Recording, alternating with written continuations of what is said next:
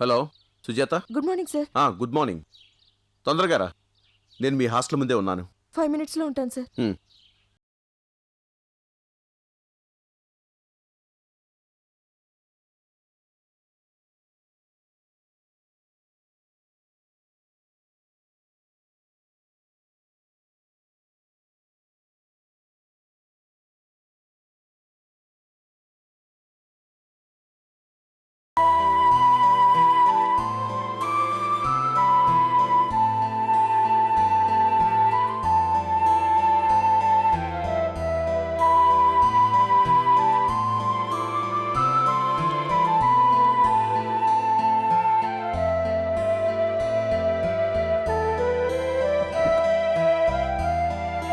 కూర్చో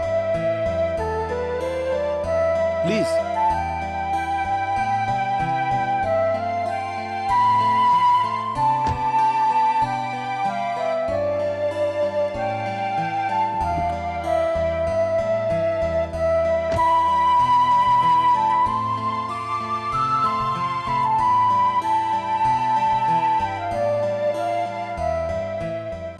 సుజాత, ఆఫీసులో జరిగిన దానికి ఐఎమ్ సారీ. నువ్వేంటో నాకు తెలుసు. ఏదో జరిగిందని, ఎవరో ఏదో అన్నారని నువ్వు జాబ్ వదిలేయడం నాకు నచ్చలేదు. నా మీద నీకేమాత్రం గౌరవం ఉన్నా నువ్వు వెంటనే ఆఫీస్కి రావాలి. అలాగే sir. Very good, thank you. నేను నిన్ను ఆఫీస్ దగ్గర వదిలేసి వెళ్తాను. ఆ తర్వాత నేను గౌరవ్ ఇంటికి వెళ్తాను. Okay? Okay sir. Driver, car పోనీ.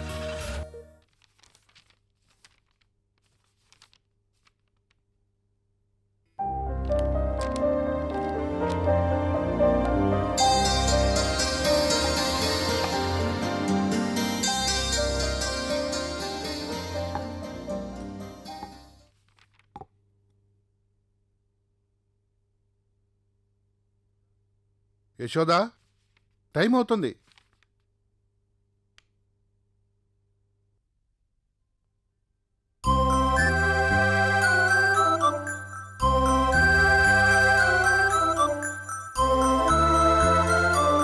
గౌరీ,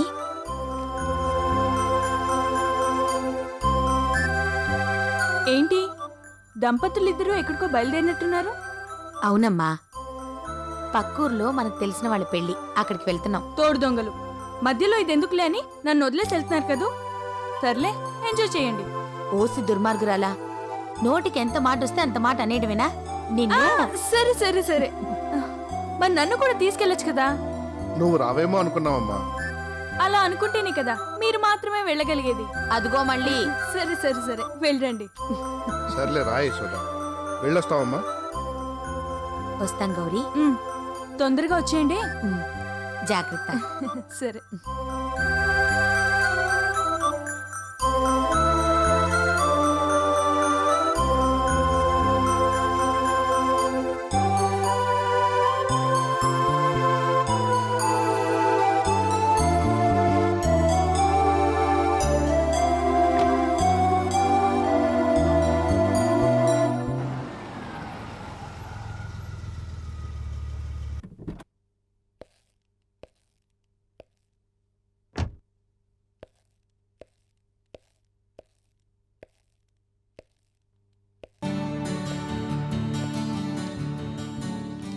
గౌరీ,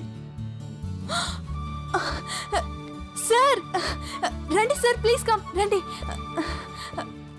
కూర్చోండి సార్. బెంగళూరు నుంచి ఎప్పుడు వచ్చారు సార్? ఈ రోజే వచ్చాను గౌరీ. అమ్మా నాన్న ఇంతకు ముందే పక్కూరికి పెళ్లికని వెళ్ళారు సార్. Sir coffee tea. ఏ, మీ ఊరికొస్తే భోజనం పెట్టవేంటి? Coffee. Sir once again.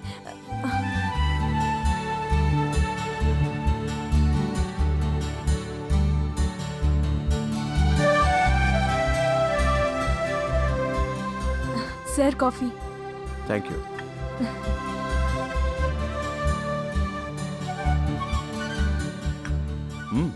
Coffee చాలా బాగుంది. Thank you sir. మీ ఇల్లు కూడా. పల్లెటూరి వాతావరణం చాలా బాగుంటుంది గౌరీ. పచ్చటి పంట పొలాలు, పారే సెలయేళ్ళు, స్వచ్ఛమైన గాలి, మంచి మనుషులు, ఏ హడావిడి లేని జీవితం. నిజంగా చాలా మంచి వాతావరణం. బ్యాడ్ లక్, నేను వీటిని మిస్ అవుతున్నాను. మేం వీటన్నిటిని మిస్ అవ్వకూడదనే సిటీకి రాకుండా ఇక్కడే ఉంటున్నాం సార్. జాబ్ కూడా అందుకే మానేశావా? కాదు సార్, మరి ఎందుకు మానేశావు? మీకు తెలియకుండా ఇక్కడి వరకు రారు కదా సార్. నిజమే, కానీ విన్నవాళ్ళు చెప్పిన దానికి, గొడవ పడ్డవాళ్ళు చెప్పిన దానికి తేడా ఏమన్నా ఉందేమో అని నిన్ను కనుక్కోవడానికి వచ్చాను. విన్నవాళ్ళు ఏం చెప్పారో నాకు తెలియదు, కానీ నేను మాత్రం నిజమే చెప్దాం అనుకుంటున్నాను సార్. ఈ గొడవ జరగడానికి ముఖ్య కారణం నేనే సార్. నువ్వా? అవును సార్, మీరు ఊహించలేరని నాకు తెలుసు. నా తొందరపాటు వల్లే ఇదంతా జరిగింది. ఏం చేసావు? సుజాత గారు మీకు ఇచ్చిన ప్రాజెక్ట్ రిపోర్ట్ ఫైల్లో ఆవిడకి తెలియకుండా తన ఫోటో పెట్టాను సార్. ఎందుకు పెట్టావు? సుజాత గారు 6 ఇయర్స్గా మీ కంపెనీలో సిన్సియర్గా వర్క్ చేస్తున్నారని మాత్రమే మీకు తెలుసు. ఇంకో విషయం మీరు తెలుసుకోలేకపోయారు. ఏంటది? తను మిమ్మల్ని సిన్సియర్గా లవ్ చేస్తోంది.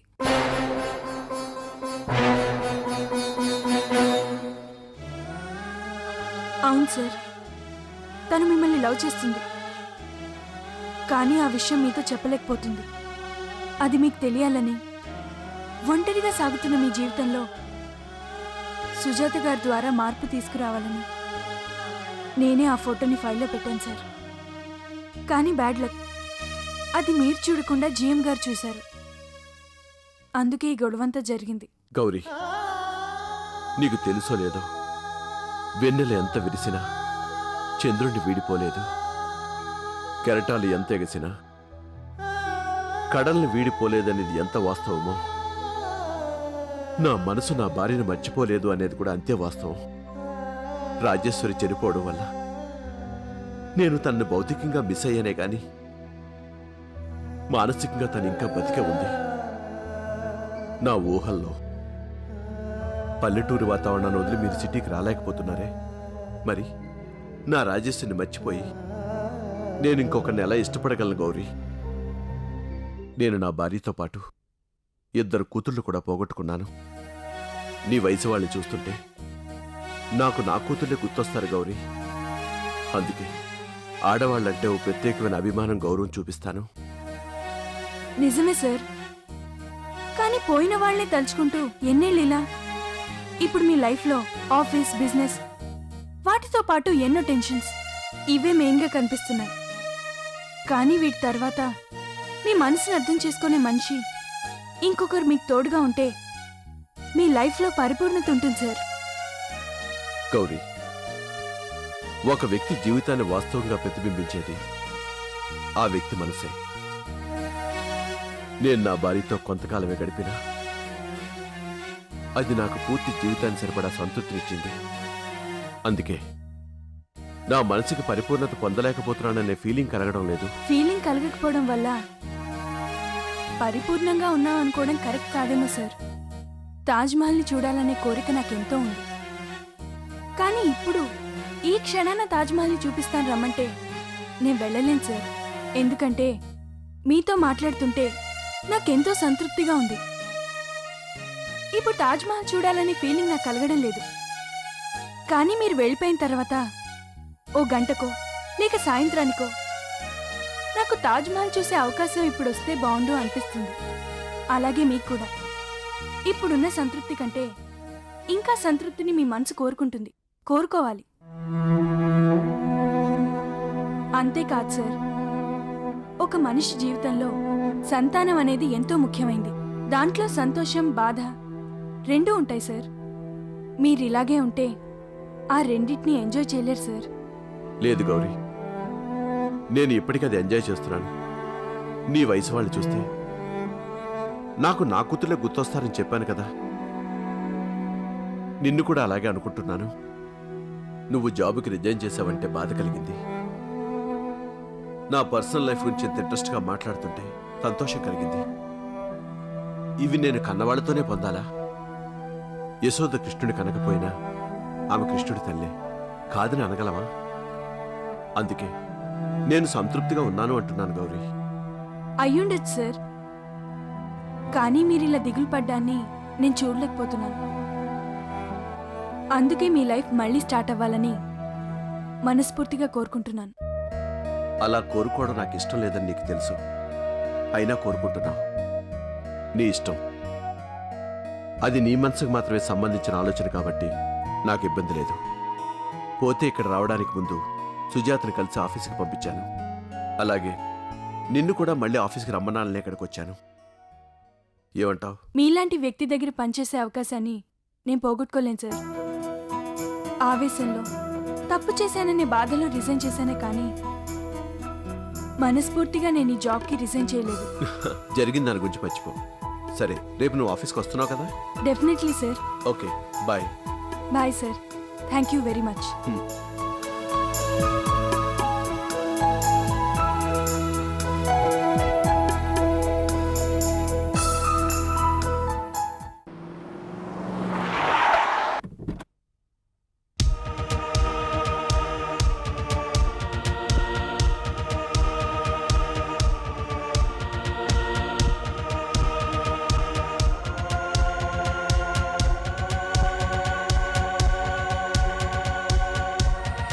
శ్రీధర్, శ్రీధర్,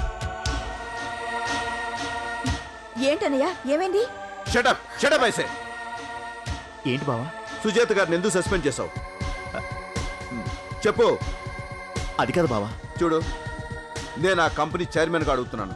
ఆవిడతో అలా బిహేవ్ చేయాల్సిన అవసరం ఏమొచ్చింది? సార్, తను తప్పు చేసింది. తప్పు చేసిందా? ఏంటది? సుజాత మీకు ఇచ్చిన ఫైల్లో తన ఫోటో ఉంది. ఆ? ఫోటో ఉంటే అంత సీరియస్ అవ్వాల్సిన అవసరం ఏముంది? ఫోటో ఉండడం చిన్న విషయం ఏమో కానీ ఫోటో ఉండడానికి రీజన్ పెద్ద విషయం. మిమ్మల్ని అట్రాక్ట్ చేయాలనే ఉద్దేశంతోనే ఫోటో ఫైల్లో ఉంచుంటుంది. నాన్సెన్స్, నాన్సెన్స్ అయితే ఎందుకు అంత చీప్గా ఆలోచిస్తున్నావు? ఫోటో ఉంటే అట్రాక్ట్ చేయాలని చూసినట్ట? ఎదుటి వారి క్యారెక్టర్ గురించి కొంచెమైనా ఆలోచించినక్కర్లేదా? ఆవిడికి మన ఆఫీస్లో ఎంత ఎక్స్పీరియన్స్ ఉంది? ఎప్పుడైనా ఒక చిన్న తప్పు చేసిందా? ఏ రోజైనా మిస్బిహేవ్ చేసిందా? ఆ ఫోటో చూసి తన గురించి ఎలా బ్యాడ్గా ఆలోచించగలిగావు? మీరు చెప్పేది కరెక్టే సార్. తను ఇంతకు ముందు ఎప్పుడూ తప్పు చేయలేదు, మిస్బిహేవ్ చేయలేదు. కానీ ఎప్పుడూ ఒకేలా ఉంటారని గ్యారంటీ లేదు. చెడ్డ ఆలోచన వచ్చిందంటే ఒక్కరోజు చాలు మనిషిని మార్చేయడానికి. అనుకోకుండా ఫైల్లో ఫోటో వచ్చిన చిన్న రీజన్తో తన క్యారెక్టర్ మీద బ్యాడ్ మార్క్ వేయడం మంచిది కాదు శ్రీధర్. అన్నయ్య, ఆయన అలా ఆలోచించడంలో తప్పలేదు.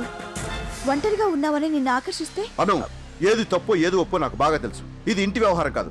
బాబు. అమ్మా, మాట్లాడద్దు. నువ్వు తన్ని మిస్అండర్స్టాండ్ చేసుకుని మనిషిలో మార్పు రావడానికి ఒక్కరోజు చాలంటున్నావు. అంటే నా విషయంలో నీకు అనుమానం కలిగిన ఇలాగా ఆలోచిస్తావా? అయినా ఫైల్లో ఫోటో వచ్చిందన్న విషయం ఆ సంగతి నాతో చెప్పాలి కదా. నీకు నువ్వే డెసిషన్ తీసుకుని ఒక ఎంప్లాయ్ మీద సీరియస్ అయ్యే రైట్ నీకు ఎక్కడుంది? Sorry sir. ఇది ఒకసారి వినడానికి బాగుంటుంది. టెండర్ విషయంలో కూడా నాతో డిస్కస్ చేయకుండా నీకు నువ్వే నిర్ణయం తీసుకుని టెండర్ మిస్ చేసావు. ఇప్పుడేమో ఒక ఎంప్లాయీ సఫర్ చేసావు. అరే, కనీసం గౌర్ రిజైన్ చేసిన మెసేజ్ కూడా నాకు ఇవ్వలేదు. నాకుగా నేను తెలుసుకుంటే తప్ప ఆ విషయం నాకు తెలియదు. నువ్వు ఇన్ని తప్పులు చేయడానికి కారణం జీఎం హోదాలో ఉండడమేగా. నువ్వు ఈ రోజు నుండి ఒట్టి మేనేజరు మాత్రమే.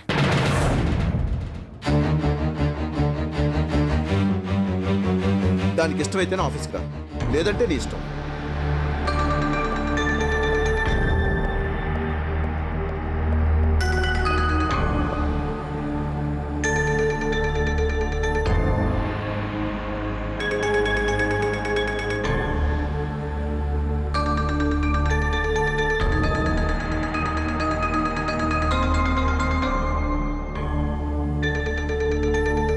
ఏమండి, ఆయన ఇష్టం వచ్చినట్టు మాట్లాడినా తలాడిస్తాం అనుకుంటున్నాడేమో.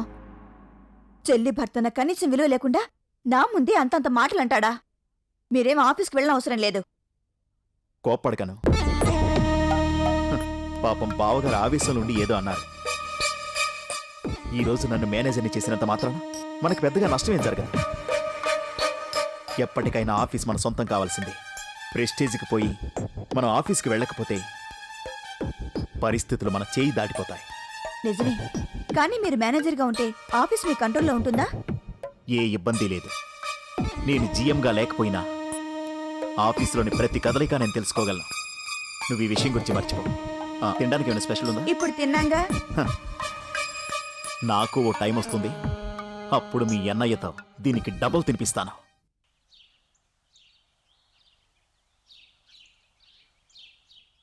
యశోద, నువ్వు ఈ విషయం గౌరికి వెంటనే ఏం చెప్పొద్దు. సమయం చూసి చెప్దాం. అలాగేనండి. లేదు లేదు, నేను మిమ్మల్ని కలవలేను. నేను ఆఫీస్కి వెళ్ళాలి. మానేశాను, కానీ మళ్ళీ జాయిన్ అవుతున్నాను. ఏ, నేను నీకు మళ్ళీ కాల్ చేస్తాను. బాయ్. ఏంటమ్మా అక్కడే ఆగిపోయారేంటి? రండి రండి, మీకు గుడ్ న్యూస్ చెప్తాను. ఏంటది? నేను మళ్ళీ జాబ్లో జాయిన్ అయ్యాను. అదేంటి మళ్ళీ అలా ఎందుకు నిర్ణయించుకున్నావు? ఎందుకంటే మా ఎండి గారే స్వయంగా వచ్చి నన్ను మళ్ళీ రమ్మన్నారు. ఓసారి గొడవ జరిగిన తర్వాత మళ్ళీ అక్కడికి ఎందుకమ్మా? నాకు జీఎం గారితో గొడవ జరిగింది, కానీ అంతకంటే పెద్ద వ్యక్తి వచ్చి మళ్ళీ రమ్మన్నారు. అందుకే వెళ్తున్నాను. సుజాత ఫోటో నువ్వే పెట్టావని తెలిస్తే ఇప్పుడు రమ్మన్న ఎండి గారే తర్వాత వెళ్ళిపోమంటారు. మీ అమ్మ చెప్పేది నిజమే గౌరీ. వెళ్ళి మళ్ళా వెనక్కి రావటం కంటే వెళ్లకుండా ఉండటమే గౌరవం. అవునమ్మా, ఇప్పుడు నువ్వే మానేసి ఒక విలువతో బయటికొచ్చావు. మళ్ళీ వెళ్ళి వాళ్ళ చేత వెళ్ళిపో అనిపించుకొని విలువ పోగొట్టుకోవడం దేనికి? అలా జరగదమ్మా. ఎందుకు జరగదు? చెప్పేది పూర్తిగా అర్థం చేసుకోవాలి. అయ్యో, కొంచెం ఆగమ్మా, నన్ను చెప్పనివ్వు. నేను ఆ విషయం మా ఎండి గారితో చెప్పాను. చెప్పావా? ఏమన్నారు? నన్నేమీ అనలేదు. కాకపోతే మీరు అనుకునేదేం జరగదు, నా భార్య చనిపోయినా తనని నేను ఇంకా మర్చిపోలేదు, ఎప్పటికీ మర్చిపోను కూడా అన్నారు. అవునా? అయినా నువ్వు మళ్ళీ వెళ్ళటం నాకు ఇష్టం లేదు. నీకిష్టం లేదంటావేంటమ్మా? ఉద్యోగం చేసేది నేను కదా. నువ్వేలే తల్లి.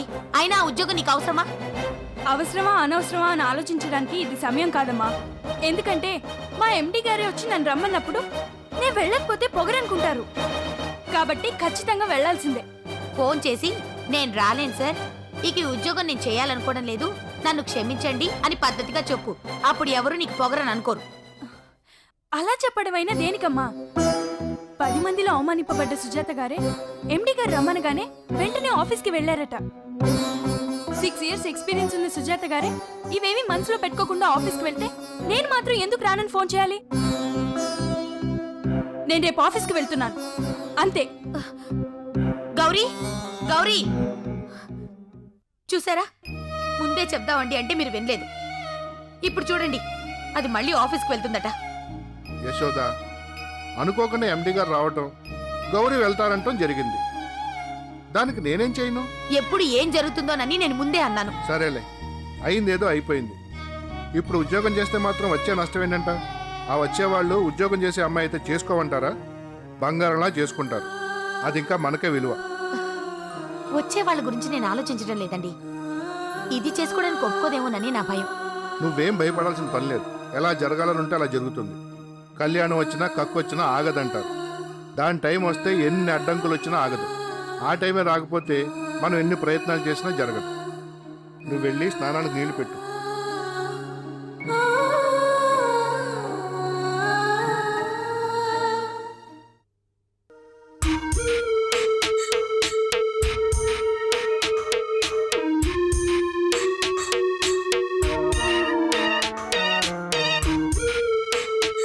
అరుణ్, అరుణ్, ఏంట్రా ఇది? అన్నం తినకుండా పడుకున్నావు. రా, భోంచేద్దు గాని. వద్దమ్మా. ఎందుకురా శ్రీధర్పై అంత కోప్పడ్డావు? అతన్ని నీ ఆఫీసులో జీఎం మాత్రమే కాదు, నీ చెల్లెలి భర్త, ఈ ఇంటి అల్లుడు. పైగా నీ ఎదుగుదలని, నీ సుఖాన్ని కోరుకునేవాడు. పొరపాటున ఏదైనా తప్పు చేస్తే నిదానంగా ఆలోచించి అతన్ని నొచ్చుకోకుండా ఇది తప్పని తెలియజేయాలి కాని ఇలా వెనక ముందు చూసుకోకుండా అనుపం ముందే అన్ని మాటలు శ్రీధర్ని అంటే ఎలా చెప్పు? నీ మాటలకి అనుపమ కూడా బాధపడుతుంది. దాన్ని చూస్తే నాకే బాధ కలుగుతుంది. చూడు, ఆఫీసులో జరిగిన విషయానికి ఇంట్లో వాళ్ళం మేం కూడా బాధపడాల్సొచ్చింది. అమ్మా, శ్రీధర్ని తిట్టడం నాకు సరదా కాదమ్మా. ఎవరినైనా ఒక మాట అనే ముందు నేను ఆలోచిస్తాను. అలాంటిది శ్రీధర్ నన్ను మాటలు అన్నాను అంటే నా మనసుకి ఎంత ఇబ్బంది కలిగితే అలా అని ఉంటాను. మరి నువ్వు బాధపడ్డావు మేం బాధపడ్డాం అవసరమా? కొంచెం సర్దుకుపోతే ఈ ఇబ్బంది ఉండదుగా. చూడమ్మా, శ్రీధర్ జీఎంగా కాకుండా నా చెల్లెలికి భర్తగా నా బావగా మాత్రం ఉండుంటే ఈ ఇబ్బంది ఉండదు. కానీ 2 విధాలుగా ఉంటే ఈ ఇబ్బంది తప్పదమ్మా. నువ్వు చెప్పినట్టే శ్రీధర్ని ఆఫీస్కి రాకుండా మానిపించేస్తే అది మనకే పరువు తక్కువ. పైగా ఇప్పుడు జరిగిన దానికే బాధపడుతున్న అనుపమ ఈ విషయాన్ని అసలు భరించలేదు. దానికోసమైనా శ్రీధరు మన ఆఫీసులోనే ఉండాలి. కాబట్టి నువ్వు అతని విషయంలో చూసి చూడనట్టుండాలి. కుదరదమ్మా. శ్రీధర్ వల్ల నాకు మాత్రం ఇబ్బంది కలిగితే పర్వాలేదు గాని అతని మూలంగా మిగతా వాళ్ళు కూడా ఇబ్బంది పడుతూ ఉంటే నేను చూస్తూ ఊరుకోలేనమ్మా. కేవలం ఫోటో కారణంగా సుజాత మీద నింద వేసి అమ్మాయిని బాధ పెట్టాడు. ఇలాంటి చూస్తే ఎలా వదిలేది? ఎవతో బాధపడుతుందని ఆలోచిస్తావు గాని ఇంట్లో వాళ్ళ గురించి మాత్రం ఆలోచించవు. ఇప్పుడే కాదు, నీ పెళ్ళెప్పుడు కూడా రాజేశ్వర్ గురించి ఆలోచించావే గాని మాకిష్టం లేదని ఎంత చెప్పినా వినకుండా దాన్నే పెళ్లి చేసుకున్నావు. అమ్మా!